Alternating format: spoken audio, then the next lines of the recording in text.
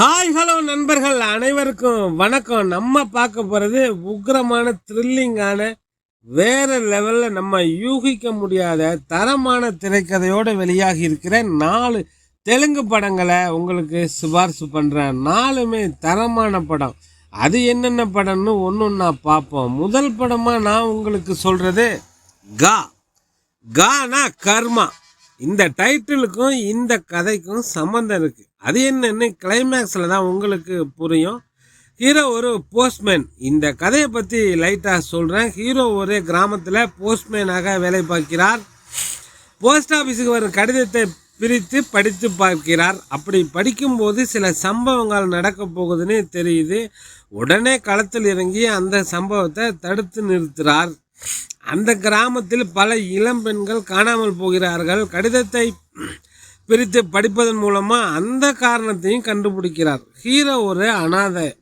அதனால் கடிதம் எழுதுகிற எல்லோரையுமே தன்னுடைய அம்மாவும் அக்காவுமா நினைப்பார். அதனால் அவர்களுக்கு உதவணும்னு நினைப்பார். இந்த சூழ்நிலையில் அங்கே சில பெண்கள் காணாமல் போகிறாங்க. அதை இவர் கண்டுபிடிக்கும் போது இவருக்கு எதிர்பாராத விதமாக மரணம் சம்பவிக்குது. ஆனால் இது மட்டும் கதை கிடையாது. இது வேறு லெவலில் ஃப்ளாஷ்பேக்கில் கதையை சொல்லியிருப்பாங்க. ஒரு வேறு மாதிரி தரமான திரைக்கதையோட இந்த கதை உங்களுக்கு வந்திருக்கும். சினிமாவில் புரியணுங்கிறதுக்காக ஷார்ட்டாக சொன்னேன்.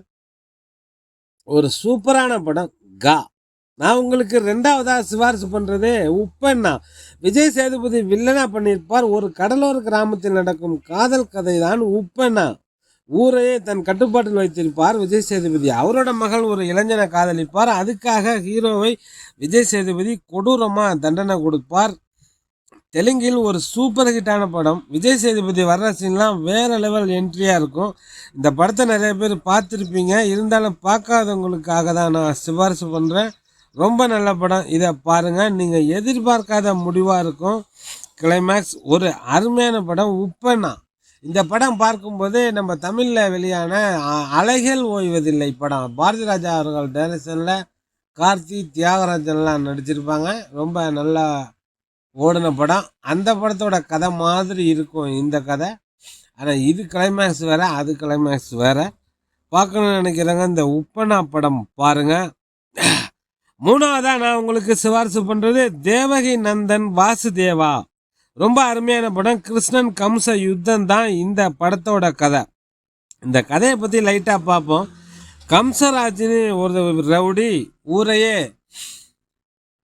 ஊரில் இருக்கிற அனைத்து நிலங்கள், வீடுகள், வயல் எல்லாத்தையும் எழுதி வாங்கிறது தான் அவனுடைய வேலை. அப்படி இருக்கும்போது அவனுக்கு ஒரு தங்கை, அவங்க கர்ப்பமாக இருக்காங்க. அந்த தங்கை ரோலை தேவயானி பண்ணியிருப்பாங்க. அவங்க கர்ப்பமாக இருக்கிற அந்த சூழ்நிலையில் இவன் காசிக்கு போகிறான் இந்த கம்சராஜ். அங்கே ஒரு சக்தி வாய்ந்த சாமியாரை பார்க்குறான். அவர் உன் மரணம் நெருங்கி விட்டது அப்படின்னு சொல்கிறார். உடனே அதிர்ச்சி ஆகுறான். யாரால் என் மரணம் நிகழும்னு அவர்கிட்ட கேட்குறான். உன் தங்கச்சிக்கு பிறக்கிற 3வது குழந்தையால் உன் மரணம் நிகழும்னு சொல்கிறான். உடனே மன உளைச்சலோட ஊருக்கு வரான். ஊருக்கு வந்து தன் தங்கச்சி புருஷனையே கொலை பண்ணிடுறான். இவன் இருந்தால் தானே குழந்தை பிறக்கும் அப்படின்னு. தங்கச்சிக்கு 3 பொம்பளை பிள்ளைங்க பிறக்குது. ஆனால் கம்சராஜுக்கிட்ட ஒரே ஒரு பொம்பளை பிள்ளைன்னு போய் சொல்லி பாக்கி 2 பேரையும் பாதுகாப்பாக வளர்க்குறாங்க. அதோடு அவன் ஜெயிலுக்கு போயிடுறான். இந்த நிலையில் அந்த 3 பெண்ணில் ஒரு பெண்ணை ஹீரோ காதலிக்கிறான். அவன் பேர் கிருஷ்ணா. அவங்க அம்மாவுக்கு 3வது குழந்தை. அவங்க அம்மா பேர் தேவகி.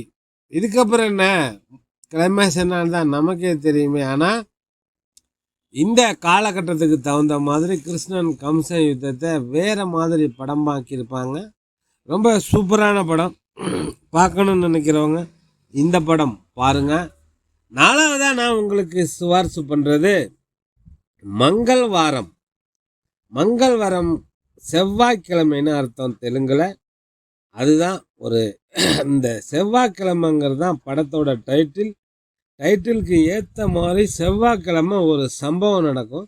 இந்த படத்தோட கதையை பற்றி லைட்டாக பார்ப்போம். ஒரு ஏழை குடும்பத்து பெண் அவங்க அப்பா 2வது கல்யாணம் பண்ணிட்டு இந்த பொண்ணை அவங்க பாட்டி வீட்டில் விட்டுட்டு போயிடுறார்.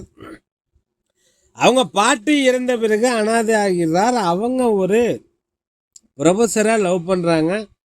அவன் வழக்கம் போல் இவங்களை ஏமாற்றிட்டு போயிடுறான். அந்த பொண்ணுக்கு ஃபிசிக்கலாக கொஞ்சம் மெடிக்கல் ப்ராப்ளம் இருக்குது. இது தெரியாமல் அந்த ஊரே சேர்ந்து அந்த பொண்ணை அடித்து ஊரை விட்டு துரத்துறாங்க. அந்த பொண்ணு தற்கொலை செய்து கொள்கிறார்.